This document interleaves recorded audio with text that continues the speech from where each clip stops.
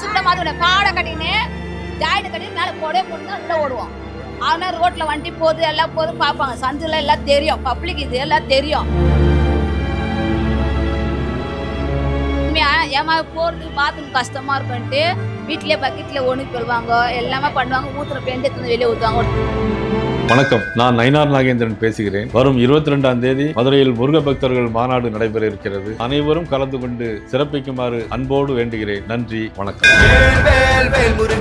இங்க ஒரு தெருவுக்குள்ள வந்து பாத்தீங்கன்னா 34-50 குடும்பம் கிட்ட வாழ்றாங்கன்னு சொன்னா உங்களால நம்ப முடியுதா? நாங்கள் வந்து 60-70 வருஷமா இங்க இருக்கோம்.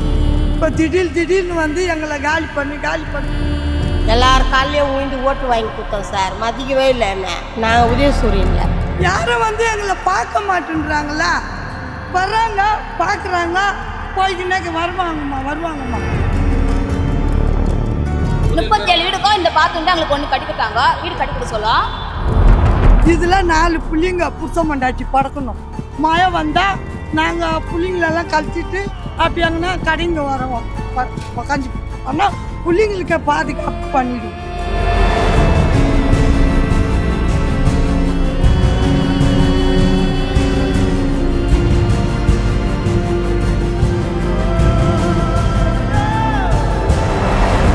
ஓட்டு கேட்க வரும்போது இங்கே கட்டித்தரேன்றது, ஓட்டுக்கு ஜெயிச்ச உடனே இங்கே அதுக்கு அந்த இடம் இல்லைன்றது.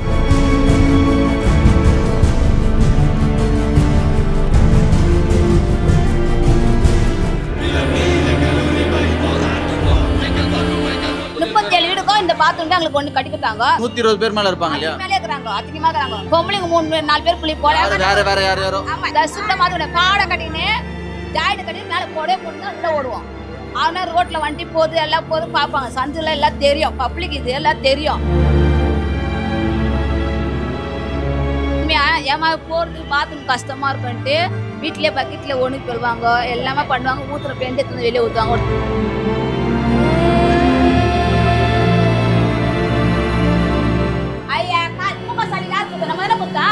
அதுதான் சொல்றேன். முகசாலிக்கு நம்ம புத்தனா உடனே ஆள அமைச்சுட்டாங்க. யார் கட்டி பார்த்து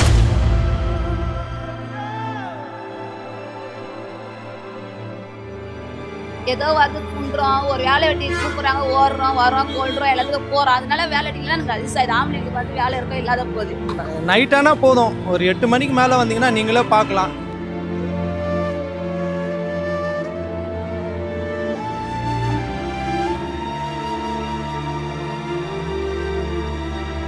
எப்போ வந்து சீண்டுவாங்க, என்ன பண்ணுவாங்கன்னா தெரியாது. சத்தால இங்கே தான் சாக மாட்டாண்டி. நாங்கள் இந்த இடத்த விட்டு போக மாட்டோம். பரவாயில்ல, நம்ம இந்த மாதிரி ஸ்லம்ல இருக்காங்கன்னு சொல்லிட்டு ஒரு மாதிரி வெளியே தப்பா பேசினாலுமே இங்க இருக்கவங்க எல்லாருமே நம்மள வந்து ஒரு மாதிரி கேரிங்கா பாத்துக்கிறது வந்து ரொம்ப கஷ்டமா இருக்கு. வீடியோ பாக்குற மக்களும் என்ன தெரியுமா கேட்பாங்க, இவ்வளோ கஷ்டப்படுறாங்களே, ஏன் இப்படி கஷ்டப்பட்டு இந்த இடத்துல இருக்கணும் அப்படின்னு கேட்பாங்க. அதுதான் நாங்கள் அவசியம் படிக்கிறோம் சார். புரியுதா சார்? எங்களுக்கு அவசியம் படிக்கிறத நாங்கள் வெளியே போகிறோம். எதுவுமே பண்ண வேலையே இல்லை.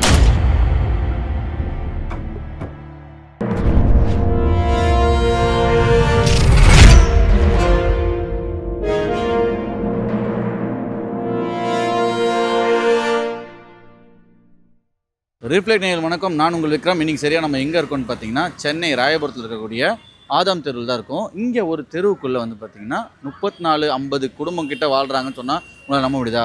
நம்ம உள்ளே போய் எப்படி இருக்காங்க, எப்படி வாழ்கிறாங்கன்றதை பார்ப்போம் வாங்க.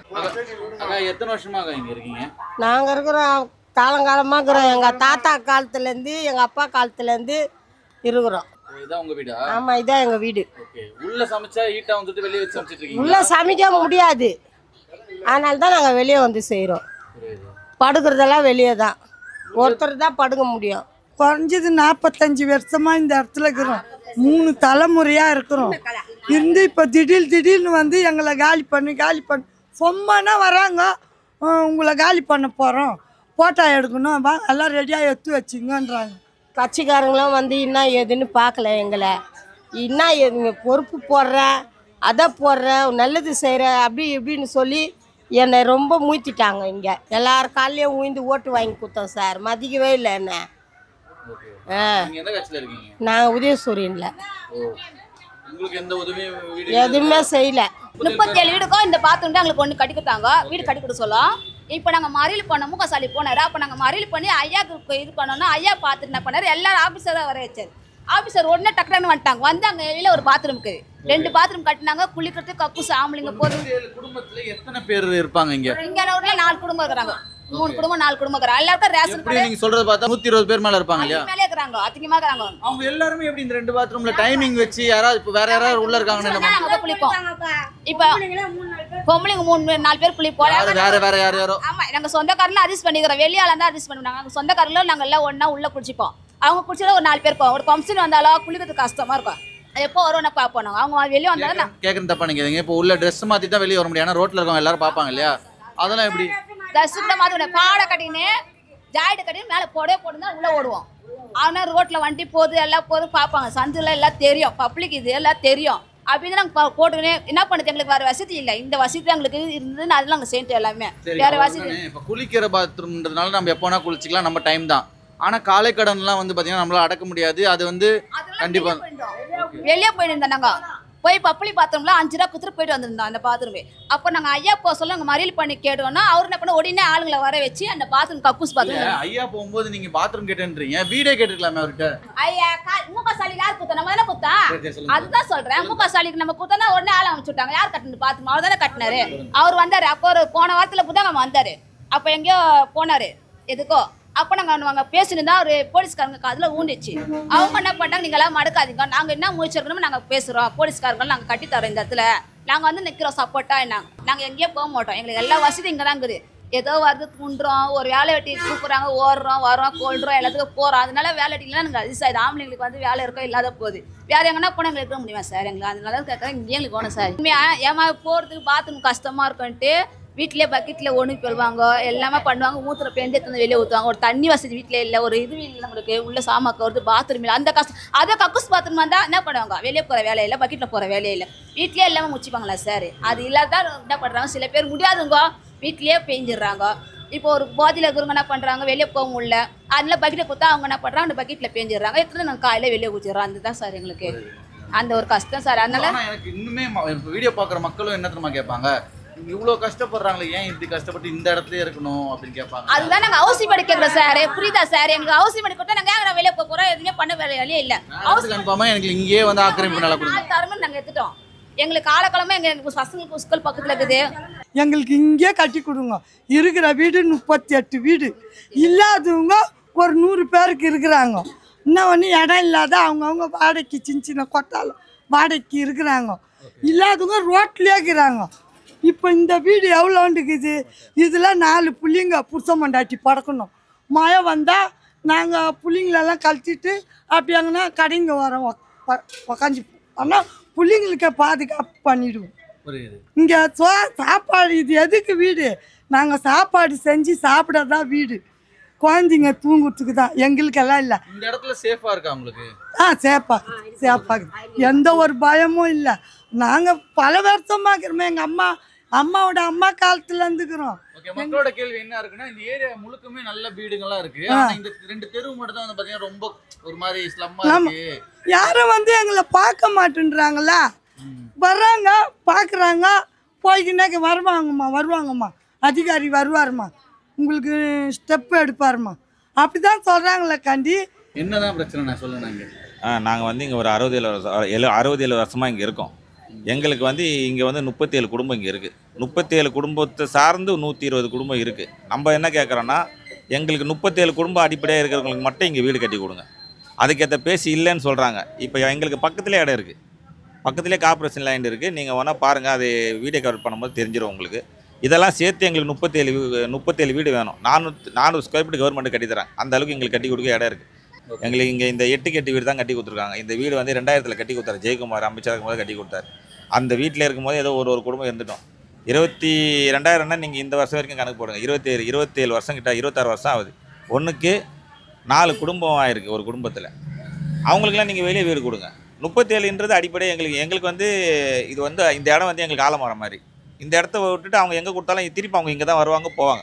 சொந்த நம்ம அவங்க என்னன்றாங்க, 120 இருக்குது, 120 நாங்கள் மென்ஷனே பண்ணல, 37 தான் மென்ஷன் பண்ணுறோம். 37 இங்கே கொடுங்க, இது எக்ஸ்ட்ரா வருது நீங்கள் எங்கே வேணால் கொடுங்க. இதுதான் எங்களோட டிமாண்டு. ஒரு மாதமாகவே ஆஃபீஸருங்க வந்து ஃபோட்டோ எடுக்கிறேன், அது எடுக்கிறேன் எங்களை ரொம்ப பிரச்சனை பண்ணுறாங்க. வீடு காலி பண்ண சொல்லி ரொம்ப பிரச்சனை பண்ணுறாங்க. நீங்கள் கல்லறைக்கு போயிடுங்க, கட்டவே முடியாத கல்லறையை காட்டுறாங்க. இன்னும் அந்த இடத்துல அடித்தளம் கூட போடல. ஆல்ரெடி அங்கேயே 1000 கணக்கில் வீடை காலி பண்ணி அவங்களுக்கு 2 வருஷம் ஆகுது, அந்த இடத்துல எந்த வேலையும் பண்ணலை. அந்த கல்லறையை போய் கை காட்டுறாங்க. அதுக்கப்புறம் என்னறாங்க, மூலகொத்தத்தில் கொடுக்குறேன்னாங்க. மூலகொத்தத்தில் கொடுக்குறேன்னு சொல்லி எல்லாம் ஏற்பாடு பண்ணி அதுவும் கூட எங்களுக்கு அதெல்லாம் வேண்டாம், மூலகொத்தமே வேணாம், கல்லறையே வேண்டாம், எங்களுக்கு தேவை எங்கள் இடம். எங்கள் இடத்துல இடம் இல்லைன்றீங்களா? இடம் இருக்குது பக்கத்தில், அந்த இடத்த காட்டுறோம், அந்த இடத்த வந்து பாருங்கள், பார்த்துட்டு அழுந்துருப்பாங்க. இப்போ கலெக்டர்கிட்ட நாங்கள் மனு கொடுத்துட்டு வந்தோடனே நேற்று சப் கலெக்டர்லேருந்து ஆள் வந்தாங்க, அவங்க எல்லாம் அழுந்துட்டு போயிருக்காங்க. இப்போ தாசில்தார்கிட்ட மனு கொடுத்துருக்கோம், எங்களுக்கு இந்த இடம் வேணும், அவ்வளோதான். இப்போ கவர்மெண்ட் சைட்லேருந்து உங்களுக்கு ஏதாவது செம்மஞ்சேரி சைடு அந்த பக்கம் கண்ணகி நகர் வீடு கொடுத்தா, ஹவுசிங் போர்டு வீடு கொடுத்தா போவீங்களா? போக மாட்டோம் போகவே மாட்டோம். நாங்கள் சத்தால இங்கே தான் சாவமாக்காண்டி நாங்கள் இந்த இடத்த விட்டு போக மாட்டோம். இதோட 5ஆவது தருமா நாங்கள் வரோம். எங்களுக்கு எல்லாமே வசதி இங்கே இருக்குது. ஏன்னா இருந்தாலும் சத்தத்தில் மீறுது எத்தனை தராங்க, சாப்பிட்றோம், தள்ளிக்கிறோம். வேற இடத்துல போனால் மரம் சார், அதெல்லாம் வராது சார். எங்களுக்கு இங்கே தான் சார் போகணும். எங்களுக்கு இங்கே கட்டி கொடுத்தா அது ஒரு ஆமாம், இங்கே பக்கத்தில் இருக்குது, போகிற பயம் இல்லை. இந்த மீனாட்சி வீட்டில் போகிறாங்க பசங்க, கவர்மெண்ட் ஸ்கூலில் படிக்கிறாங்க, இங்கே ஸ்கூலுக்கு போகிறாங்க, இங்கே கவர்மெண்ட் ஸ்கூலுக்கு போகிறாங்க, வராங்க, கொள்றாங்க. உங்களுக்கு வந்து Aadhaar card, ration card, voter ID எல்லாம் ப்ரூஃபும் இருக்குது. கேட்டால் நாங்கள் இங்கே இருக்கிறதே இல்லைன்னு, நாங்கள் இங்கே இருக்கிறதே அவங்களுக்கு தெரியாதான். அப்போ ஓட்டு போடும் போதே நாங்கள் தெரியலையா? ஓட்டு உள்ளே வருவாங்க, நாங்கள் கட்டித்தரோன்னு சொல்லிட்டு ஓட்டு வாங்கிடுவாங்க. வாங்கி முடித்து ஒரு மாதம் கழிச்சு எம்எல்ஏ மந்திரியை பார்க்க போனால் இல்லை அதுக்கேற்ற பேஸ் அங்கே இல்லை, அதனால் இப்போ அங்கே கட்டி கொடுக்க முடியாது, நீங்கள் கொஞ்சம் வெயிட் பண்ணுங்கள், நாங்கள் வேறங்க. ஓட்டு கேட்க வரும்போது இங்கே கட்டித்தரேன்றது, ஓட்டுக்கு ஜெயிச்ச உடனே இங்கே அதுக்கேற்ற இடம் இல்லைன்றது, இதுதான் எல்லாமே பண்ணுறாங்க. நம்மளுக்கு அதெல்லாம் தேவையில்லை, எங்களுக்கு இந்த இடம் வேணும். வெயில் காலம்ன்றதுனால நீங்கள் வெளியே படுக்கிறீங்க, மழை காலத்தில் என்ன பண்ணுறீங்க? மழை காலத்தான் சார் அங்கே படுக்கிறோம் சார். நாங்கள் நீங்கள் எங்கே வேலை பார்க்குறீங்க? தான் இருக்கீங்களா? நான் இங்கே பக்கத்தில் சேடு கடையில் தான் வேலை பார்க்குறேன். ஓகே. இங்கே இருக்க ஜனங்க எல்லாம் வீடு இல்லாமல் தான் கஷ்டப்படுறாங்க. நைட்டானால் போதும், ஒரு 8 மணிக்கு மேலே வந்தீங்கன்னா நீங்களே பார்க்கலாம். இங்கேருந்து அந்த பஸ் ஸ்டாப்புக்கு பாதி வரைக்கும் ஜனங்க எல்லாம் இங்கே தான் படுத்துட்டு இருப்பாங்க. பிளாட்பாரத்துலேயே படுத்துட்டு இருக்காங்க. வண்டி கிண்டி வந்துச்சு ஏறிச்சுன்னா பிளாட்பாரத்தில் ஏறிச்சு என்ன பண்ணுறது? வண்டி ஒரு பக்கம், ரெண்டாவது வர ஜனங்களே பாதுகாப்பு இல்லை. எப்போ வந்து சீண்டுவாங்க என்ன பண்ணுவாங்கலாம் தெரியாது. ஒரு பாதுகாப்பு இல்லாமல் தான் படுக்கிறாங்க. ஒரு கவர்மெண்ட் ஒரு நல்ல சொல்யூஷன் கொடுத்தா நல்லாயிருக்கும் அவங்களுக்கு. இப்போ நீங்கள் பேசுனதெல்லாம் நீங்கள் பார்த்துருப்பீங்க. நான் பார்த்த வரைக்கும் சொல்கிறீங்க, நல்லா கவனித்து பார்த்தீங்களா? எல்லாமே வந்து பார்த்தீங்கன்னா நம்ம வீட்டு பாத்ரூம் சைஸ் தான் அவங்க வீடே இருக்குது. அதுக்குள்ளே தான் எல்லாருமே 4-5 பேர் இருக்காங்க, படுத்து தூங்குறாங்க, சாப்பிட்றாங்க, சமைக்கிறாங்க, எல்லா வேலையும் அவங்க அங்கே தான் பார்த்துட்டு இருக்காங்க. இது மட்டும் இல்லாமல் பார்த்தீங்கன்னா நைட் டைம் மட்டும் தான் உள்ளே தூங்குறாங்க, அதுக்குமே இடம் இல்லாமல் நிறைய பேர் ரோட்டில் தூங்குறதெல்லாம் நம்ம பார்த்துருக்கோம். அது மட்டும் இல்லாமல் வந்து பார்த்திங்கன்னா இங்கே தான் பசங்களாம் படிக்கிறாங்க. தென் வந்து காலங்காலத்தில் வந்து பார்த்திங்கன்னா வெயில் காலத்தில் உள்ளே இருக்க முடியாதுன்ட்டு எல்லாம் ரோட்டில் உட்காந்து பேசுகிறாங்க, ரோட்டில் உட்காந்து விளையாடிட்டு இருக்காங்க. அதுவும் உங்களுக்கு உணவே வந்து பார்த்திங்கன்னா வெளியிலேருந்து ஏதாவது ஃபங்க்ஷனில் இருந்தால் வந்து தராங்க. நம்ம எவ்வளோ பேருக்கு உதவுறோம், ஆனால் இந்தமாரி ஆட்களுக்கெல்லாம் நம்ம உதவுறதுக்கு வந்து தயங்குறோம். அது மட்டும் இல்லாமல் பாத்ரூம் சொன்னோம் தான் ஞாபகம் வருது. நம்ம வந்து தூங்கும் போது ஏந்திரிச்சு நம்ம வீட்டுக்குள்ளேயே ஒரு பாத்ரூம் இருக்கும், அங்கே போகிறதுக்கே நம்ம வந்து ரொம்ப தயங்குவோம், ரொம்ப சோம்பேறித்தனப்படுவோம். ஆனால் இவங்க வந்து பார்த்திங்கன்னா பாத்ரூம் போகிறதுக்கு இங்கேருந்து ரொம்ப 2-3 தெரு தள்ளி போயிட்டு அங்கே காசு கொடுத்து பாத்ரூம் போயிட்டு வராங்க. அதுவும் இப்போ ரெக்வஸ்ட் பண்ணதால 2 பாத்ரூம் கொடுத்துருக்காங்க. அந்த 2 பாத்ரூமில் வந்து பார்த்திங்கன்னா 120 பேர்கிட்ட அந்த 2 பாத்ரூம் தான் யூஸ் பண்ணுறாங்க. குளிக்கிற பாத்ரூம் நீங்கள் பார்த்துருப்பீங்க எப்படி இருக்குன்னு. அந்த குளிக்கிற பாத்ரூமில் 4 பேர் குளிக்கிறாங்கன்னு சொல்லும்போது ரொம்ப கஷ்டமாக இருக்குது. அது மட்டும் இல்லாமல் நிறைய பேர் வயசானவங்க, அப்புறம் ட்ரிங்க்ஸ் பண்ணிட்டு இருக்கவங்க, அவங்க எல்லாருமே வந்து பார்த்திங்கன்னா நைட் டைமில் பாத்ரூம் போகிறதுக்கு வந்து தயக்கப்பட்டு பக்கெட்லேயே பாத்ரூம் போயிட்டு அதை எடுத்துகிட்டு போய் ஊற்றிட்டு இருக்காங்க. இதெல்லாம் நம்ம நினச்சி கூட பார்க்க முடியுமான்னு சொல்லிட்டு தெரியல. நம்ம வீட்டுக்குள்ளேயே இருக்கிறனால நம்மளுக்கு வீட்டுக்குள்ளே அட்டாச் பாத்ரூம், வெஸ்டர்ன் பாத்ரூம், அப்புறம் நார்மல் இந்தியன் டாய்லெட்லாம் இருக்கிறனால நம்மளுக்கு தெரிய மாட்டுது. இந்த உள்ளே போகும்போது வந்து பார்த்திங்கன்னா நான் சும்மா தான் வீடியோ எடுக்க வரேன். ஆனால் இப்போ இந்த தெருவுக்குள்ளே கிராஸ் பண்ணி போகக்குள்ளே வந்து பார்த்திங்கன்னா வீட்டில் இருக்கவங்களாம் சாப்பிட்றியாப்பான்னு சொல்லிட்டு கேட்கும்போது ரொம்ப நம்மளுக்கு ஒரு மாதிரி பரவாயில்ல, நம்ம இந்தமாதிரி ஸ்லம்மில் இருக்காங்கன்னு சொல்லிட்டு ஒரு மாதிரி வெளியே தப்பாக பேசினாலுமே இங்கே இருக்கவங்க எல்லாருமே நம்மளை வந்து ஒரு மாதிரி கேரிங்காக பார்த்துக்கிறது வந்து ரொம்ப கஷ்டமாக இருக்குது. நம்மளால் முடிஞ்ச உதவி ஏதாவது பண்ண முடியாதா அப்படின்ட்டு ஒரு ஃபீல் ஆகுது. நம்மளால் முடிஞ்ச உதவி என்ன, நம்ம வந்து உங்களுக்கு வந்து கொண்டு போய் சேர்க்க முடியும் இந்த வீடியோவை. இந்த வீடியோவில் நீங்கள் பார்க்குற யாராக இருந்தீங்கன்னா தயவு செஞ்சு இந்த பக்கம் வாங்க. இந்த ராயபுரம் ஆடம்ஸ் தெருக்கிட்ட வந்து ஜஸ்ட் சும்மா வந்து பார்த்துட்டு போகிறோங்க. எங்கெங்கேயோ போகிறோம், செம்மொழி பூங்கா போகிறோம், ஏதாவது தீவு திட்டு அந்த மாதிரிலாம் போய் எக்ஸ்ப்ளோர் பண்ணுறோம் இல்லையா? இதையுமே நீங்கள் உள்ளே பூந்து இந்த ரோடை கிராஸ் பண்ணி அந்த ரோடுக்கு போனீங்கன்னா வாழ்க்கையோட அர்த்தம் என்ன, வாழ்க்கையில் என்னென்ன கஷ்டங்கள் இருக்குது, இந்த மாதிரிலாம் கஷ்டப்பட்டு வாழ்கிறாங்கன்றத உங்களால் பார்க்க முடியும். ஸோ இதெல்லாம் என்ன சொல்கிறேன்னா, இந்த வீடியோ முடிஞ்ச நீங்கள் ஷேர் பண்ணுங்கள். அது மட்டும் இல்லாமல் இந்த வீடியோ பார்த்த நீங்கள் உங்களுக்கு என்ன தோணுதுன்றதை கீழே தாராளமாக கமெண்ட் செக்ஷனில் சொல்லுங்கள். இதேமாதிரி இன்னொரு உண்மையான சம்பவத்தில் வந்து உங்களை மீட் பண்ணுறேன். அதுவரை உங்களை வந்து விடைபெறுவது விக்ரம் அண்ட் கேமரா பின்னாடி சந்தோஷ் அண்ட் மோகன். பை.